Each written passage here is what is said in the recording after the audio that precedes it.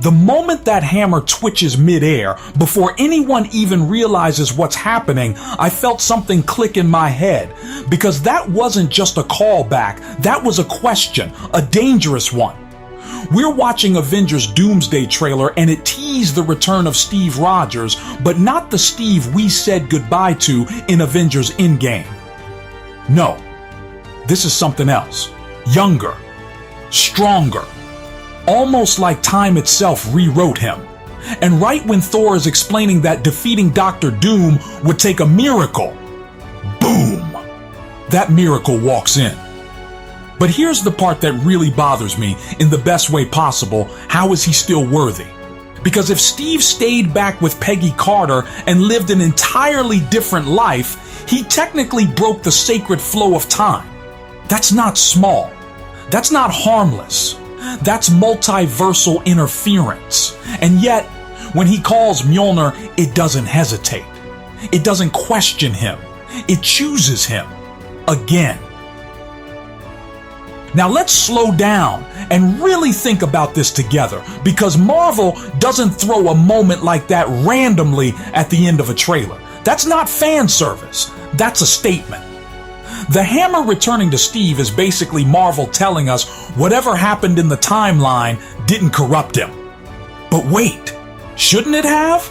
I mean, we've been told again and again that messing with timelines creates branches, consequences, instability. Steve didn't just visit the past, he stayed. He built a life. That alone should have created a branched reality. So logically, that version of Steve should belong to a completely different timeline. And if he's coming from there, then technically, he's not the same Steve who lifted Mjolnir during Endgame. So how does worthiness carry across timelines? Does Mjolnir recognize identity? Or something deeper? Here's where it starts getting interesting. Because what if worthiness isn't tied to a timeline at all? What if it's tied to something constant, something that doesn't change even when reality does? Think about it. Every version of Steve, no matter where he exists, carries the same core values: selflessness, courage, the willingness to sacrifice everything without hesitation. That doesn't change just because he chose to live a life with Peggy. In fact, you could argue that choice was still rooted in sacrifice. He gave up the future, his role, his identity as Captain America, just to finally live as a human being. That's not selfish. That's human. And maybe that's exactly why he remains worthy. But I'm not fully convinced it's that simple. Because the MCU has evolved. We're not in the Phase 1 innocence anymore. Now we're dealing with multiversal logic, variants, incursions. And if this is truly a variant of Steve, then this version has lived experiences we never saw, decades of them. What happened during those years? Did he interfere in events? Did he quietly protect the timeline from the shadows? Or did he make mistakes? Because if he did, even one morally questionable choice, Mjolnir should have rejected him. That hammer isn't symbolic. It's absolute. So the fact that it still flies to him means one thing.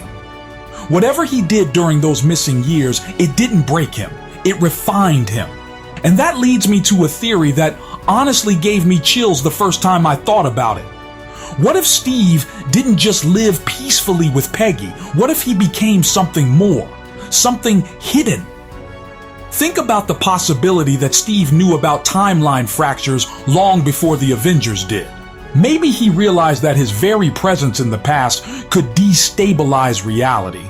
So instead of living quietly, he dedicated his life to maintaining balance, fixing small anomalies, preventing butterfly effects, making sure history stayed intact, not as Captain America, but as a silent guardian, a man out of time, protecting time itself.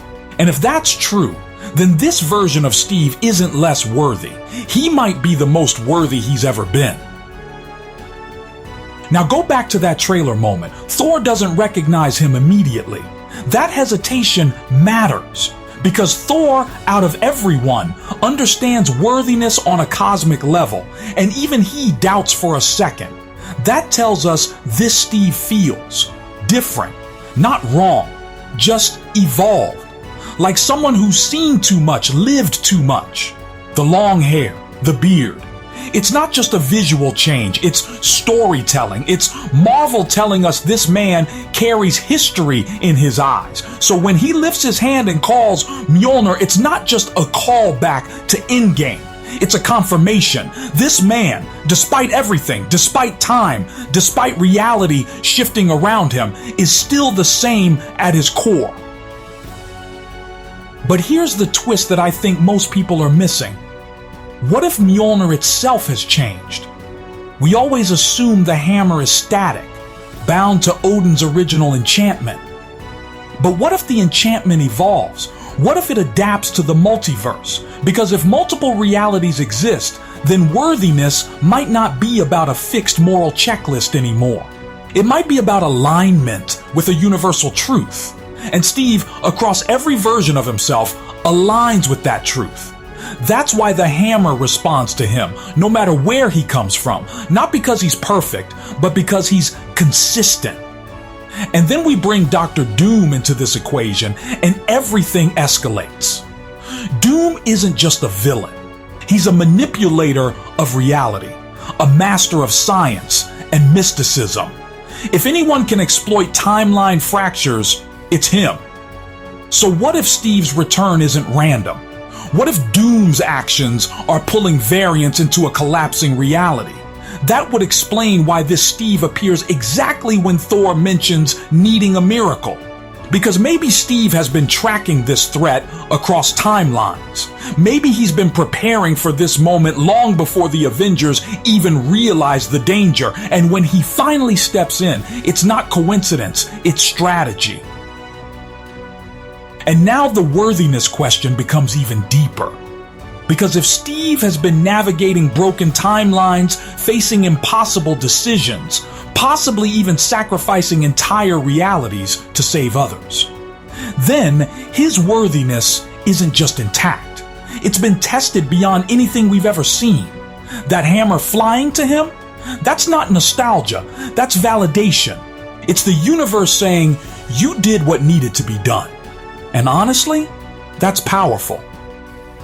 I keep thinking about that one detail, the way the scene is placed at the very end of the trailer. Marvel knows exactly what they're doing. They're not just showing us a cool moment, they're planting a mystery. Because the real question isn't, is Steve back? The real question is, what did he become? And I don't think we're ready for that answer yet. Because if my theory is even partially right, then this Steve isn't just returning as a hero. He's returning as a bridge between timelines, a living proof that identity can survive even when reality doesn't. So when people ask, how is Steve still worthy after messing with the timeline? I don't think the timeline sees it as messing. I think it sees it as purpose. Because Steve didn't stay in the past to change history. He stayed to complete himself. And in doing that, he might have unknowingly protected the very fabric of time. That's not a violation, that's balance. And balance is something Mjolnir understands better than anyone.